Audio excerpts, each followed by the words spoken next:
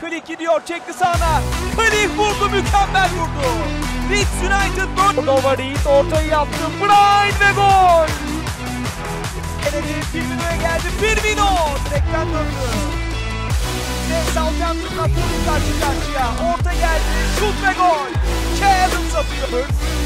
Pepe.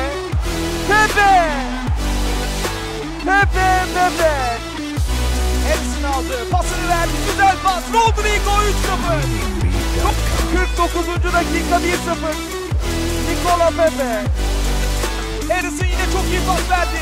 Rodrigo karşı karşıya geçti kaleciyi, 4. gol. Laporta Manchester United 1-0 önde. Cavani. Areola. Liverpool gol arıyor West Bromwich karşısında. Alisson Becker. 90+5. Pas oldu Pepe'ye Ödegaard'dan. Pepe Şov 2-0. Walker Peters çevirdi. Tella. 2. İşte gol. Gol dokunuşu. Böyle dokunuyor topa, çok klas. Bergwijn. Mükemmel vuruyor Bergwijn. Orta. Rüdiger. Chelsea önde bu kez. Sahası dışı. Şut gelecek mi? Geldi o şut. Dışarıya. Penaltı. Jorginho 2-0.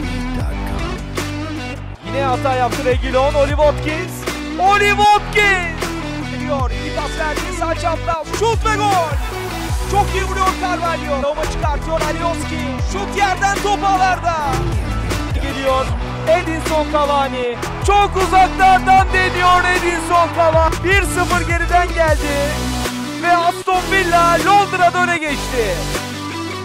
Atakta Aston Villa, Reguilon ve top ağlara gitti. Bir kez daha geliyor Southampton. Theo Walcott. Tella'nın pasında Theo Walcott. Sağ çaprazdan şut ve gol. Ramsey Kanu. Leicester City atakta. Iheanacho ve gol.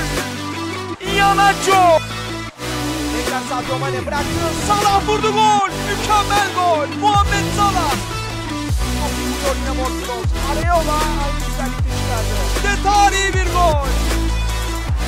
Alisson.